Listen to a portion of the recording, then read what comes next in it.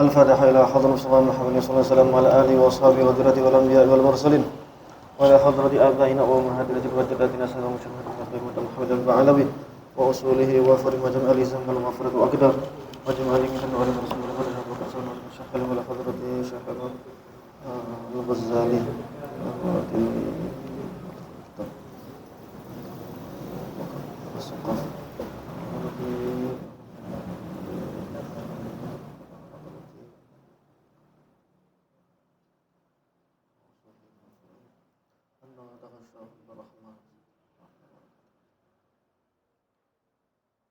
الفاتحة. أعوذ بالله من الشيطان الرجيم. بسم الله الرحمن الرحيم. الحمد لله رب العالمين الرحمن الرحيم مالك يوم الدين إياك نعبد وإياك نستعين اهدنا الصراط المستقيم صراط الذين أنعمت عليهم غير المغضوب عليهم ولا الضالين آمين. Di grup ada ya?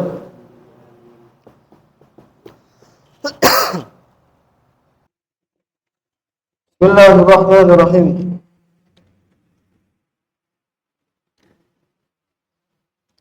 Wa minal akhbari, paragraf kedua.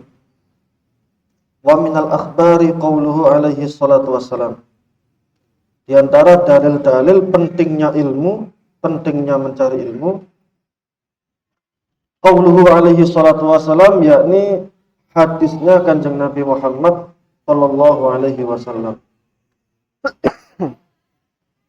Al-ulama'u warathatul anbiya.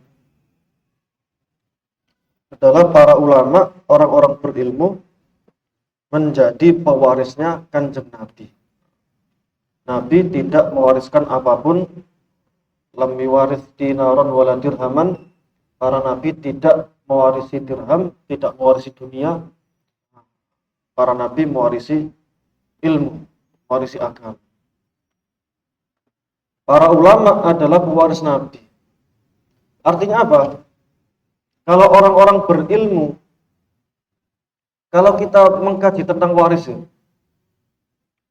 ada orang mati meninggalkan warisan. Maka kalau kita memahami sistem waris itu, berarti ada yang mati, ada keluarga yang ditinggal mati, ada dalam tanda kutip harta atau sesuatu yang ditinggal mati, diberikan kepada ahli waris. Yang keempat, hubungan antara orang yang mati mewariskan dan ahli waris itu pasti ada hubungan keluarga. Sekali lagi, kalau kita membahas tentang sistem waris, pasti ada mayat orang yang wafat. Yang kedua, ada ahli warisnya. Yang ketiga, ada sesuatu yang diwariskan. Bahasa Arabnya itu tarikah atau warisan. Yang keempat, hubungan antara mewaris sama ahli waris. Itu bahasa Indonesia apa? Orang wafat dan ahli waris itu punya hubungan keluarga.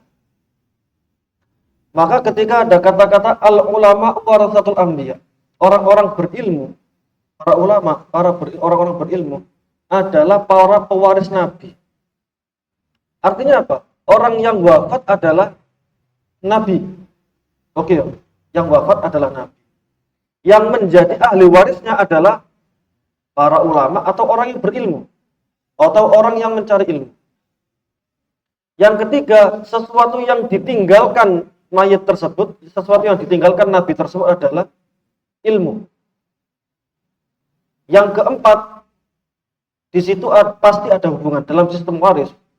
Mewaris sama ahli waris. Mewaris itu mayatnya, mayat yang wafat. Mewaris sama ahli waris itu pasti ada hubungan circle, yakni hubungan keluarga.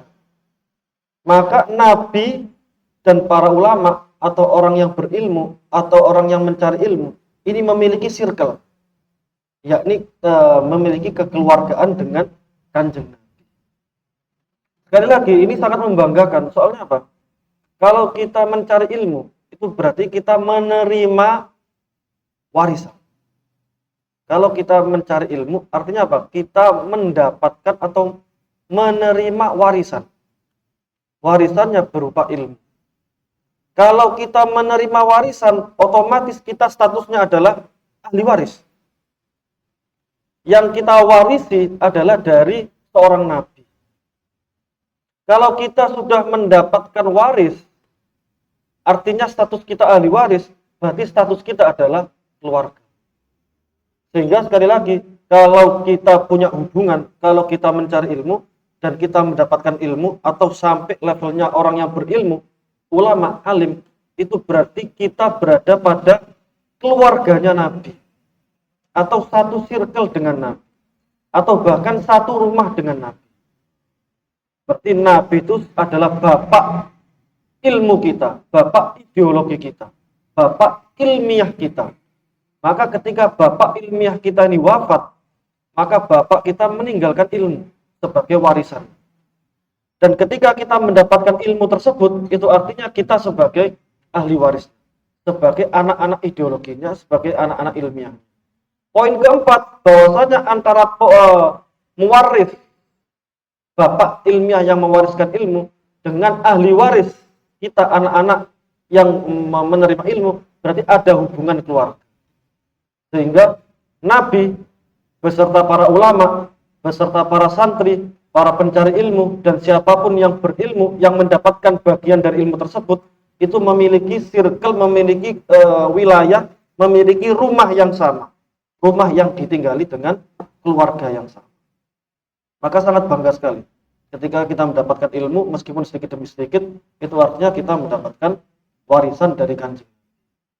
Maka dari itu diceritakan bahwasannya Ibnu Abbas, ingat saya, Ibnu Abbas pernah masuk pasar. Ibnu Abbas kalau nggak salah, seingat saya, nanti bisa dicek.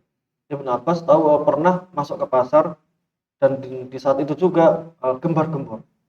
Wahai masyarakat, wahai penduduk pasar, wahai penjual, wahai para pembeli, diumumkan bahwasanya nanti setelah jamaah sholat ada bagi-bagi warisannya Kanjeng. Bagi-bagi warisannya. Akhirnya langsung rame. Berita itu viral, langsung rame, pengumuman tersebut langsung nyebar dari mulut ke mulut. Maka saat adzan berkumandang, langsung jamaahnya full, rame. Setelah sholat masih rame. Maka ketika saat itu juga Ibnu Abbas langsung mengadakan kajian. Setelah mengadakan kajian, akhirnya orang-orang kampung bingung. Iki ndi berkate kan kelihatan dong, ndi bungkusannya gak ono, berkate gak ono, gak ketok. Akhirnya ada orang memberanikan diri. Wahai Ibnu Abbas, purane iki masjidnya kok gak ono bahasane kasarane, iki masjidnya gak ono bungkusane, gak ono berkate. Ngapunten ya Ibnu Abbas, jenengan kan barusan ngomongkan. Katanya setelah sholat akan dibagikan warisannya Kanjeng. Mana warisannya? Ya, Ibnu Abbas tersenyum, keluarkan dalil bahwasanya para anbiya la yuwarithuna dinaron wala dirham. Bahwasanya para nabi itu tidak mewarisi emas, tidak mewarisi dirham, tidak mewarisi uang, tidak mewarisi berkat, bungkusan-bungkusan. Yang diwariskan adalah ilmu.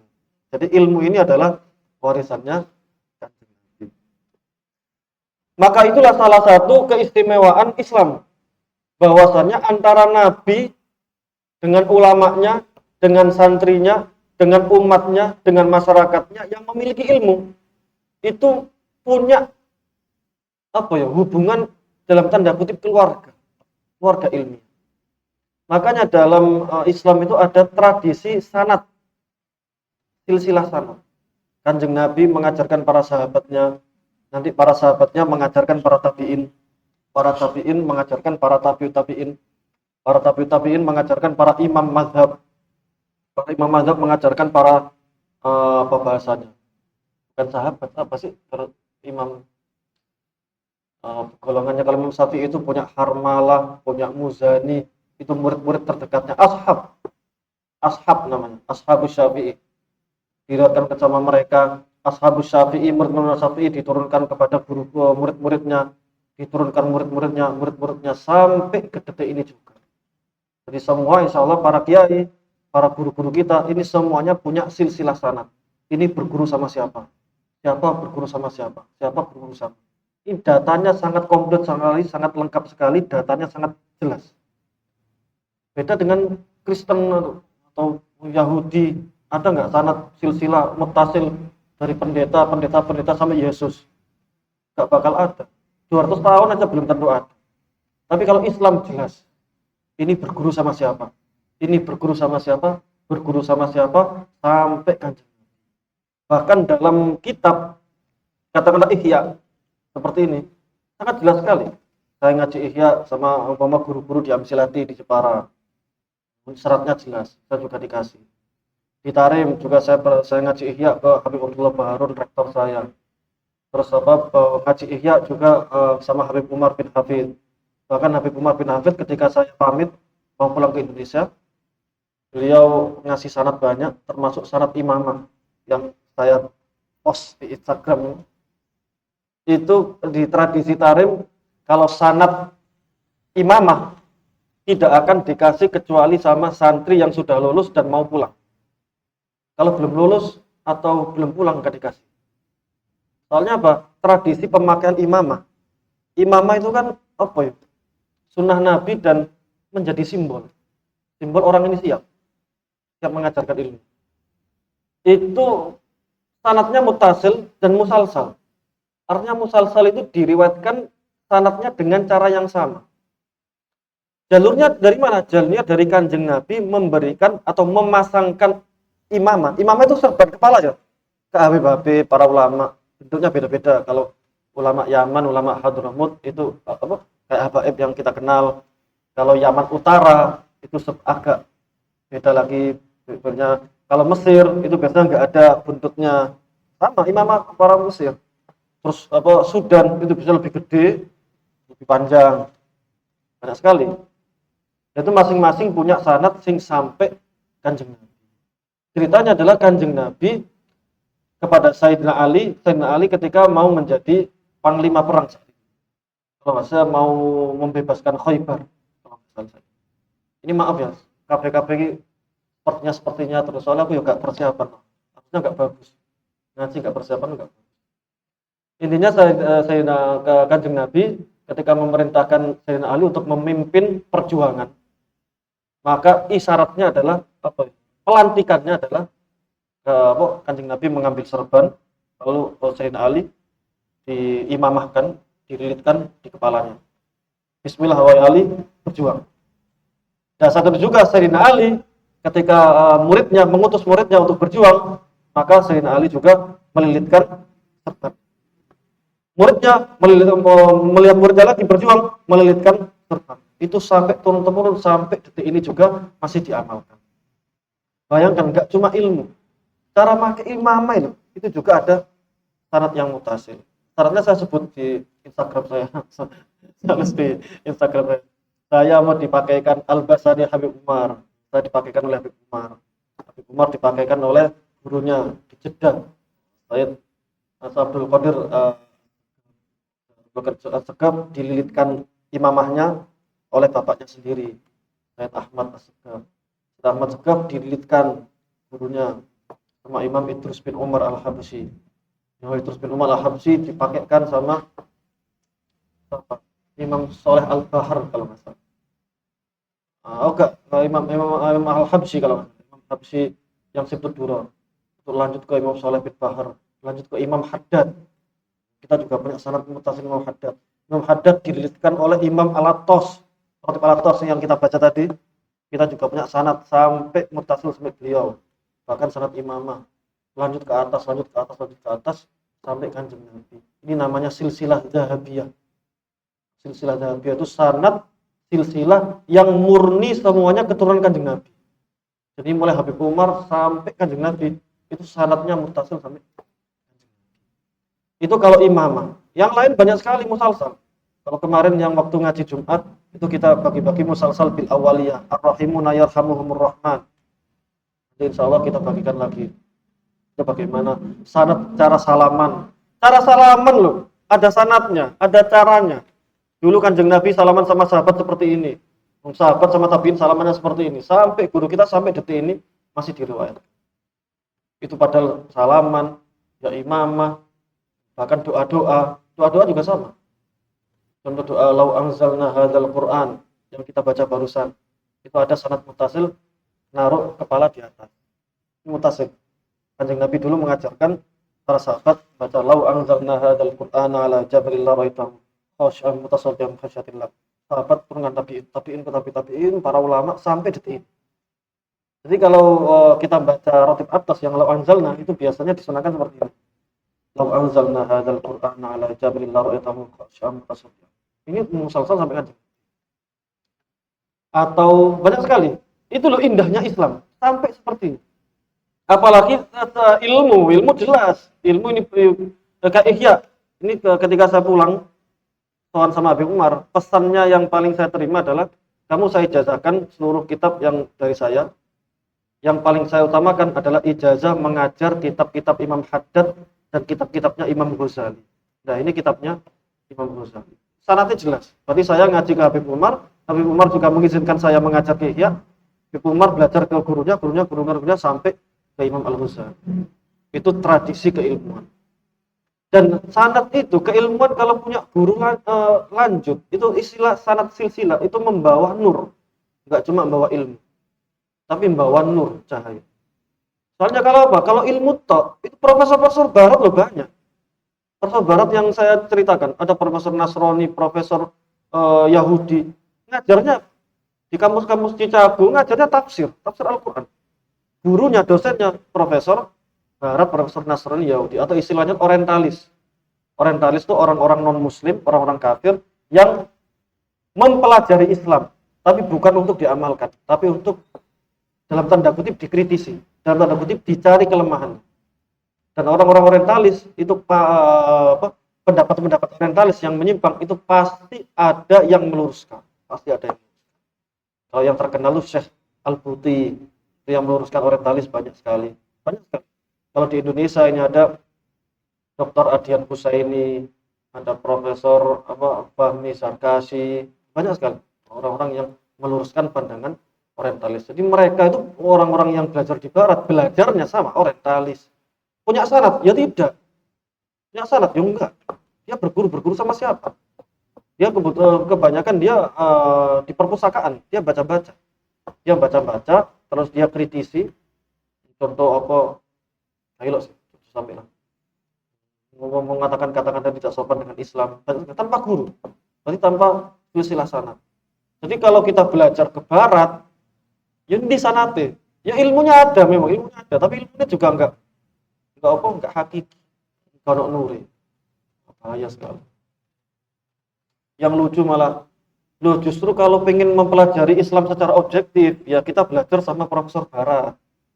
Biar kita objektif, melepas keimanan kita. Ya lucu.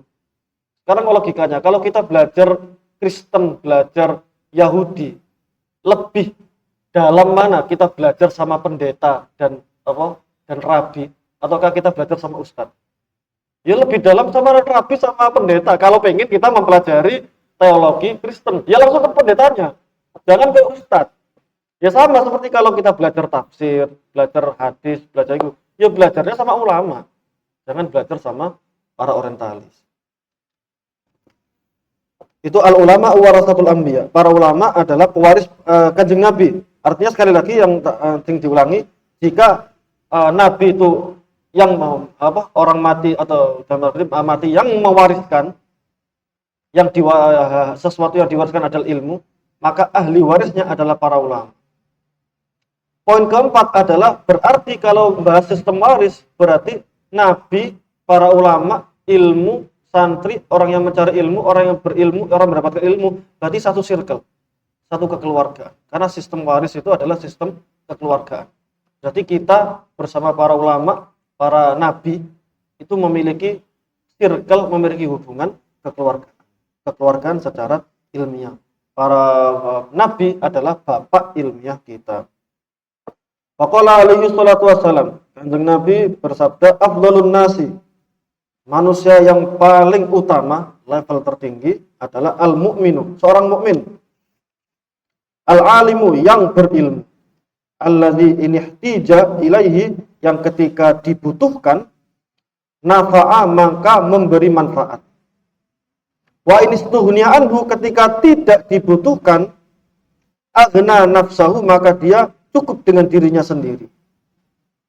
Artinya seorang manusia yang levelnya tertinggi adalah seorang mukmin, jelas.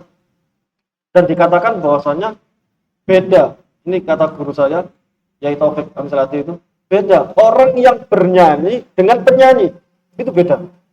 Orang yang bernyanyi sama penyanyi itu beda. Bedanya apa? Dalam segi apa? Penyanyi dan orang yang sedang bernyanyi. Bedanya apa?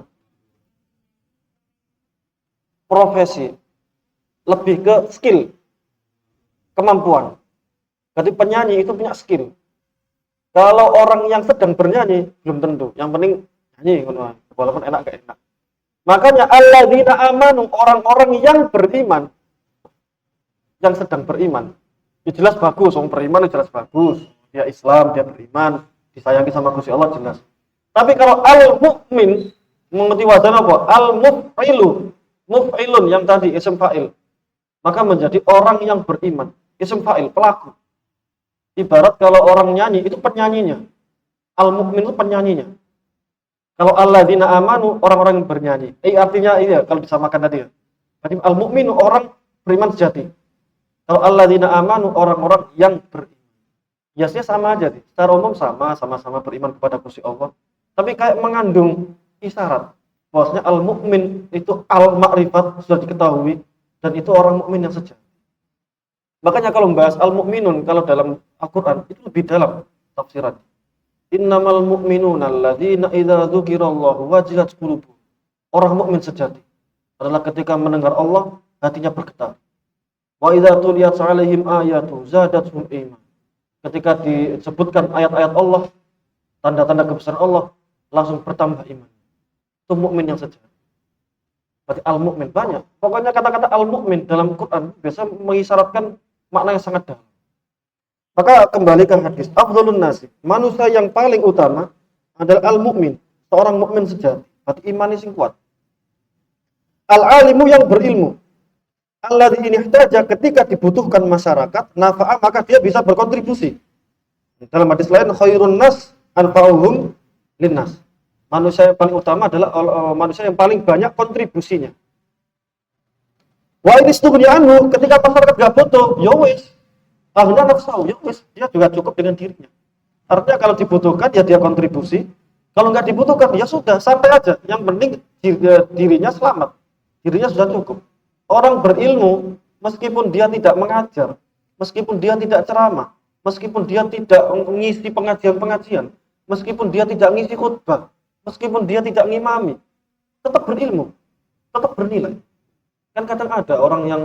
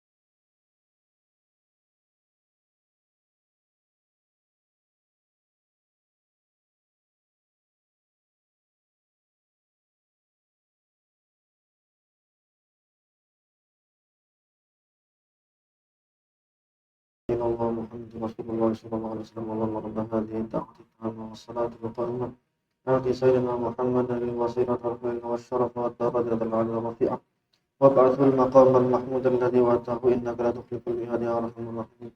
Rabbi ighfir li wa li walidayya rabbi ighfir li wa li walidayya rabbi ighfir li wa li walidayya rabbi ighfir li wa li walidayya rabbi ighfir li wa li walidayya warhamhuma kama rabbayani shaghira wa sallallahu ala sayyidina Muhammad. Ketika asyhadu anna Muhammadar Rasulullah itu juga ada syarat mutasilnya. Misal bahwasanya disunahkan marhaban bi habib, kan muadzinnya asyhadu anna Muhammadar Rasulullah, kita jawab asyhadu anna Muhammadar Rasulullah marhaban bi habibi wa qurrati aini Muhammad bin Abdillah. Kalau nak iki. Ini pernah kan pas diklat dulu, pas diklat pertama juga. Marhaban bi habibi wa qurrati aini Muhammad bin Abdillah. Cium jempol terus diusapkan ke mata. Ada syaratnya juga. Kedua juga sama, asyhadu anna Muhammadar Rasulullah sama, marhaban bi habibi wa qurrati aini Muhammad bin Abdillah. Artinya apa? Marhaban bi habibi. Duhai kekasihku. Wa qurrati aini, dan penyejuk mataku. Muhammad bin Abdillah. Katanya untuk menjaga mata kita. Terus setelah doa azan juga para ulama menambahkan Rabbighfirli wa li walidayya sebanyak 5 kali. Kenapa? Karena perintah berbakti kepada orang tua di Al-Qur'an itu datang 5 kali. Wa bil walidaini ihsana, atau satunya wa bi walidayhi ihsana. Yang penting kata-kata seperti itu datang 5 kali. Sehingga ketika kita berdoa 5 kali, kita niatkan untuk melaksanakan 5 perintah tersebut. Yang ada dalam Al-Qur'an. Kenapa kok Rabbighfirli walidayya dibaca 5 kali dan setelah doa azan? Karena dalam hadis la yuraddu du'a bainal azan wal iqamah. Bahwasanya doa antara azan dan iqamah tidak akan ditolak. Setelah azan kita doa. Kok ini loh, setelah doa ini waktu mustajab. Sambil nunggu sholat waktu mustajab. Nah, para ulama biar gak ketinggalan waktu mustajab, maka saya sisipkan doa yang sangat istimewa, yakni doa kepada orang tua. Orang tua yang sangat istimewa. Kita bisa lahir karena orang tua. Kita bisa sekolah karena orang tua. Kita bisa hidup loh dikasih makan orang tua. Ini darah daging kita loh orang tua. Makanya kita kalau ibadah, kita mencari ilmu, setidaknya ada persentase pahala kepada orang tua. Meskipun orang tua cuma ngasih makan minum tok, tapi setidaknya darah kita kan tumbuh dari makanan yang dicarikan orang tua kita. Maka itulah balas jasa kepada orang tua kita. Kita kasih doa sebaik-baik doa di tempat yang mustajab, dan sekiranya gak sampai lali, ya apa caranya? Kata para ulama, ben gak lali disambung karo doa setelah azan. Nek azan setelah azan kan eling awak dhewe. Allahumma rabbana itu biasa eling terus lah. Kalau ini sambung enak. Ya rabbal alamin, rabbighfir li walidayya, rabbighfir li walidayya, rabbighfir li walidayya, rabbighfir li walidayya, rabbighfir li walidayya, warhamhuma kama rabbayani shaghira. Dan orang sing ndongakno wong tua itu insyaallah pasti soleh. Dan sebaliknya, orang soleh pasti ndongakno wong tua. Jadi kalau umpama kita ngerasa soleh ternyata gak pernah ndongakno wong tua, patek soleh. Soleh apa? Idza mata benu adama inqata'a amaluhu illa min salasin. Amalan ibnu Adam, amalan manusia akan terputus setelah mati kecuali 3. Pertama, shadaqatin jariyah, sedekah jariyah. Au ilmin yuntafa'u bi, ilmu yang masih dimanfaatkan. Au waladin sholihin, anak soleh yang yad'ulah, anak soleh yang mendoakan orang tua. Berarti kriteria anak soleh adalah yang mendoakan orang tua. Semua adalah anak. Kalau dilihat dia pada bapaknya, walaupun umurnya 50, umurnya 70, wis mbah-mbah, dia memang seorang bapak, dia memang seorang kakek, tapi dia selamanya adalah seorang anak. Soalnya dia dilahirkan. Maka kalau dia memang dia soleh, maka dia pasti mendoakan orang tuanya. Dan sebaliknya, orang yang mendoakan orang tuanya, insya Allah menjadi orang soleh lebih gampang, dimudahkan oleh Gusti Allah. Nah, jadi intinya afdhalun nasi, manusia yang paling utama adalah mukmin sejati yang punya ilmu. Wis mukmin sejati punya ilmu pisan. Yarfa'illahu alladziina aamanu minkum yarfa'illahu alladziina aamanu minkum walladziina utul ilma darajat. Allah akan mengangkat derajat orang yang beriman sejati dan punya ilmu. Yang apa ini ihtija ilahi nafa? Kalau dibutuhkan masyarakat, ya terpanggil langsung kita berkontribusi mengajarkan masyarakat. Wah, sesungguhnya anu gak dibutuhkan, ya wis, akhna nafsahu, dia cukup dengan dirinya tetap aman. Dengan ilmu dia tetap aman meskipun tidak mengajarkan. Artinya apa? Bukan berarti kita mengajak, gak usah ngajar, cukup dengan diri, tidak. Dalam hadis ini intinya kalau ada orang berilmu tidak mengajar, gak usah dihina. Soalnya saya itu sering, di telinga saya itu sering ngomong, percuma kuliah tinggi-tinggi, percuma ngaji jauh-jauh, percuma mondok jauh-jauh, pulang gak ngapa-ngapain. Artinya pulang gak ceramah, pulang gak khutbah, pulang gak ngimami, pulang gak ngisi pengajian. Itu menurut saya keliru. Ya jangan menjudge orang seperti itu. Kalau yang kita menilai orang tersebut ternyata dia punya ilmu, meskipun dia tidak mengajarkannya, mungkin barangkali dia belum siap, belum ada kesempatan atau apa, ya nggak usah dihina. Orang berilmu tetap mulia, tetap emas. Orang berilmu tetap emas, meskipun dia tidak tampil. Kadang seperti itu. Daripada kuliah ado-ado, daripada mondok suwe-suwe, ternyata gak isok ceramah, mendingan gak usah ceramah, gak usah kuliah, gak usah mondok, yang penting isok ceramah. Ya keliru. Keliru, sangat keliru. Bahkan Kanjeng Nabi wanti-wanti. Saya di zaman yaqillu fil fuqaha wa yakthuru fil khutbah. Suatu saat nanti akan ada zaman, ciri-ciri hari kiamat, bahwasanya banyak penceramah tapi sedikit yang berilmu. Sing fuqaha, sing ulama itu sithik, tapi sing ceramah itu akeh. Artinya mimbar itu be. Tapi lembaga-lembaga pendidikan gak terlalu akeh. Tidak terlalu melahirkan orang-orang itu. Tapi Kanjeng Nabi buaya juga. Wa innakumul yauma fi zamanin yakthuru fil ulama wa yaqillu fil khutbah. Zaman kuwi lho jare Kanjeng Nabi. Lho murid-muridku debat-debat iki. Akeh wong alim-alim iki. Didikane Kanjeng Nabi. Sahabat itu didikane Kanjeng Nabi. Guru terbaik, menghasilkan murid terbaik. Orang-orang hebat kabeh. Wa yaqillu fil khutbah. Titik sing gak iso ceramah, titik sing ceramah. Tapi upake sing duwe ilmu. Jare Kanjeng Nabi. Sing duwe ilmu iki sing hebat-hebat, akeh murid. Wa yaqillu fil khutbah, tapi sithik sing penceramah. Ya tetap ceramah dakwah jelas dakwah, cuman bandingan is akeh sing duwe ilmu. Suatu saat nanti coba lihat di akhir zaman akeh sing iso ceramah daripada sing duwe ilmu. Artinya ilmu itu lebih utama daripada ceramah. Meskipun ya jelas, punya ilmu ya jelas balihu ani walau ayat, jelas. Kalau kita punya ilmu ya kita sampaikan. Cuma ini loh. Kalau kita lihat ada orang berilmu terus dia tidak ngajar, gak usah menjudge. Itu toh kita buat introspeksi. Bukan kok gara-gara saya ngajar di sini saya bisa ngajar ini, lihat teman saya nggak ngajar terus merendahkan, enggak. Bisa jadi saya lebih buruk daripada dia. Bisa jadi orang seperti saya hasut. Umpama saya punya murid 30 umpama. Tiba-tiba ada teman saya punya murid 100, hasut. Anjay, sepinteran aku murid akan deh. Kotor hati. Ya enggak. Mendingan wong sing lulus santri, lulus kuliah becak. Hatinya bersih. Dia selalu becak karena ambisi. Dia punya ilmu emas tapi hatinya bersih. Daripada sing wis penceramah tuh diundang nang di panggung terkenal, amplopnya 50.000. Anjir, satu besomat, amplopnya 20 juta ya. Sampai lagi direkam. Iya, maksudnya ini loh, ini kasaran itu ya, anjay. Aku setara karo iki ya. Selama aku tweet itu asem, ini harusnya ini 50 juta ini. Gus Miftah loh, 150 juta. Serius nih. Beliau cerita sendiri, saya tuh dikasih 75 juta nggak mau saya. Soalnya yang penyanyi samping saya penyanyi sama saya penceramahnya. Penyanyi 150 juta. Langsung 75 juta saya kembalikan. Nggak mau saya 75 juta. Kecuali 2 kali lipat, kecuali lebih. Masa penyanyi 75 juta, 150 juta, 175. Padahal maaf Gus, dikasih 200 juta. Itu kadang penceramah itu punya penyakit, bukan menjat ya. Cuma kadang punya rasa mendingan berilmu tapi nggak ngapa-ngapain. Hati bersih. Bahkan dinyawa ngake. Dinyawa ngake hati ya Allah, bersih hati. Lebih baik. Kita penyakitnya.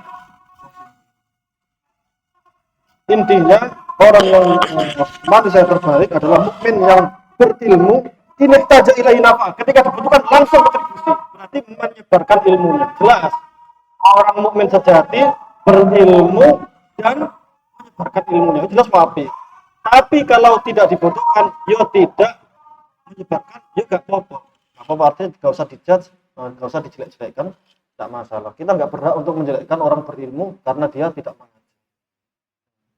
Kadang aku langsung ada seorang kiai ngomong, ada teman saya itu seangkatan, nggak tahu, padahal pinter. Sekarang dia nggak ngajar di kampung, nggak punya murid, nggak tahu, mungkin dia nggak barokah, nggak tahu dia salah apa sama gurunya. Langsung kok ini sih logikanya? Ya nggak gitu logikanya gitu. Nah, terus perkataan seperti ini berarti kan merendahkan. Saya nggak setuju. Bahkan umpama orang berilmu punya murid banyak, belum tentu dia lebih baik daripada orang yang punya murid. Nah, jadi seperti itu. Itu mah penyakit hati. Nggak setuju, saya sangat tidak setuju. Bisa jadi santri jadi becak, lulusan kuliah S1, S2, S3 nggak jadi apa-apa, ya biasa aja lah po. Ilmu tetap ilmu, dia tetap emas. Biasa itu, cuman jangan jadi dandal ya. Aku kuliah tuh, aduh, terus gak lapo-lapo, emas tetap emas juga ngono, masuk deh. Maksudnya jangan sampai ngejat orang lain. Jangan sampai. Tetap punya ilmu ya harus disampaikan. Salat jamaah ya. Allah taala besar. Al-Fatihah.